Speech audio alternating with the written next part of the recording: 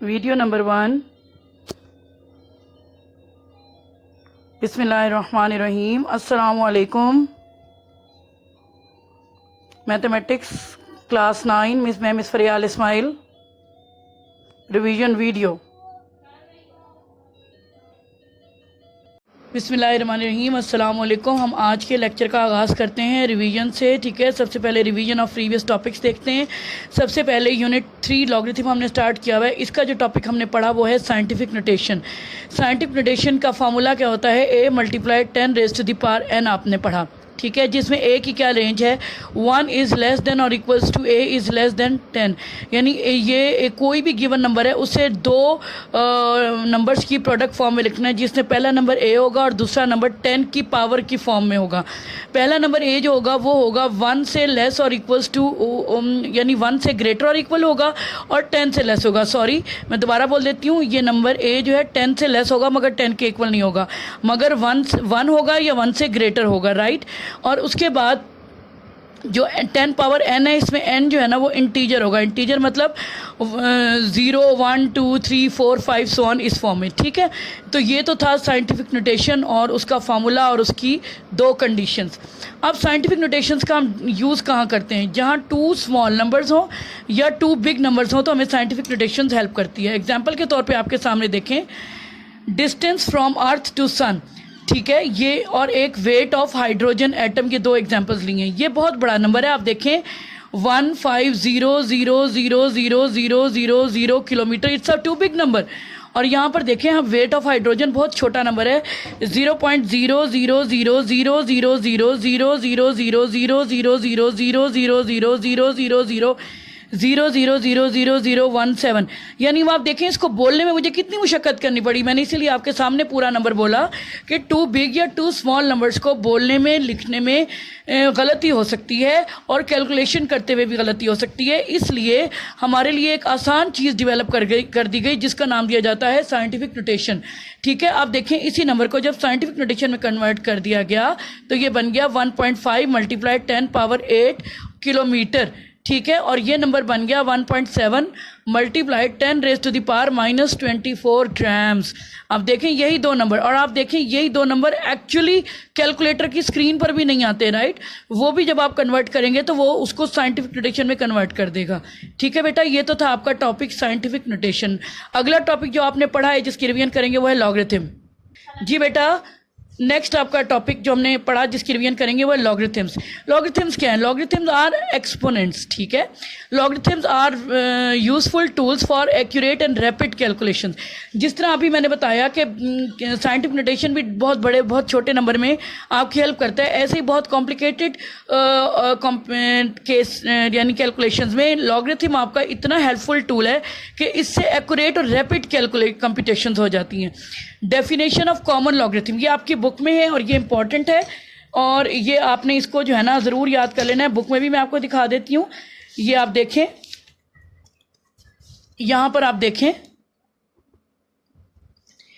ये आपके पास यहाँ लिखा हुआ है logarithm are the useful tools. इसी में देखें, यहाँ पर आपके पास लिखा हुआ है कि logarithm with the base 10 are known as common logarithm. तो कॉमन लॉगरिथम और लॉगरिथम ऑफ रियल नंबर, ये दो डेफिनेशंस आपने मिक्स नहीं करनी। जब लॉगरिथम पूछा जाए कॉमन लॉगरिथम तो आपने कहना है logarithm with the base 10 are known as common logarithm. अच्छा, कॉमन लॉगरिथम के दो नाम और भी हैं, वो है ब्रिग्स लॉगरिथम और डिकेडिक लॉगरिथम्स। ठीक है बेटा। जी बेटा, कॉमन लॉगरिथम के बाद आप देखते हैं लॉगरिथम ऑफ रियल नंबर क्या है। लॉगरिथम ऑफ रियल नंबर है if a raise to the power x is equal to y then log of y to the base a is equal to x। ठीक है, यानी exponential form है, उसको इसमें convert किया जाए। This is the logarithm of the real number. इसको कैसे पढ़ेंगे? log of y to the base a is equal to x। ठीक है, अब इसमें देखें आपको तीन चीज़ें नजर आ रही हैं, a y, और इनके लिए ख़ास तौर पर दो कंडीशंस हैं, a और y के लिए। x के लिए कंडीशन है सच फिलहाल नहीं है। a is greater than 0 and a is not equal to 1। यानी a जो है ना ये आपका 0 से ग्रेटर होगा मगर 1 नहीं होगा। ठीक है, और y के लिए कंडीशन क्या है? y is greater than 0। अच्छा, अब हम देखते हैं कि कुछ नंबर्स हैं जिनको एक्सपोनेंशियल में और लॉगरिथम फॉर्म में कैसे लिखा जा सकता है। 3 स्क्वायर इज इक्वल टू 9, ये आपकी एक्सपोनेंशियल फॉर्म है, आप पढ़ते आए अब तक, आपके लिए न्यू नहीं है।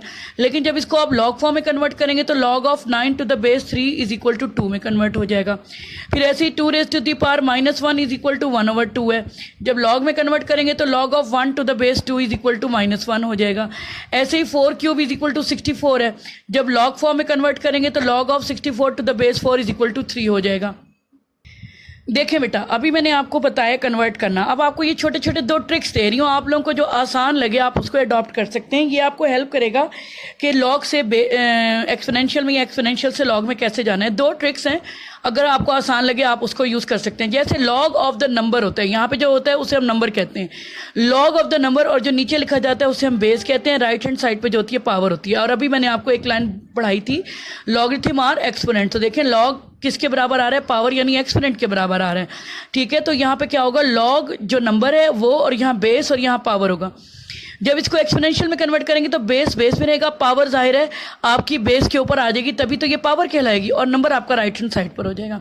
ये भी एक ट्रिक है, आपको यानी आइडिया हो जाएगा कि कौन जो यहाँ लिखा जा रहा है वो क्या है, जो यहाँ लिखा जा रहा है वो क्या है, और जो चीज़ यहाँ लिखी जा रही है वो क्या है। फिर एक और चीज़ देखें, log of n to the base x is equal to log of n to the base a is equal to x, sorry मैं दोबारा बोल देती हूँ, log of n to the base a is equal to x। यहाँ मैंने y नहीं लिखा, मैंने n लिख दिया, इसलिए लिखा है n ताकि मैं आपको बता सकूँ ये नंबर है एक्चुअली, ठीक है। अदरवाइज आप y लिख दें तब भी कोई इशू नहीं है।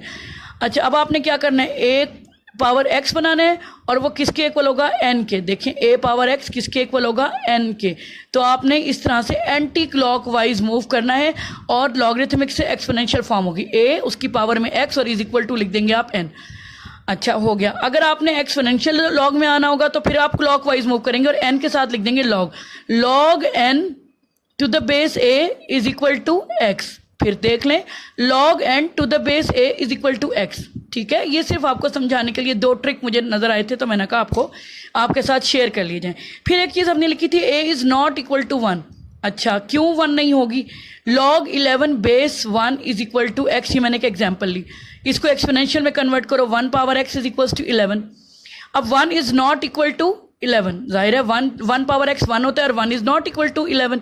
इसका मतलब है बेस 1 लेने से आपकी जो एक्सपोनेंशियल फॉर्म है वो सेटिस्फाई नहीं होती, और जाहिर है ये इक्विवेलेंट स्टेटमेंट से अगर ये नहीं है तो इसका मतलब है ये भी नहीं है, और अगर ये नहीं है तो इसका मतलब है कि बेस 1 नहीं हो सकती, ठीक है बेटा।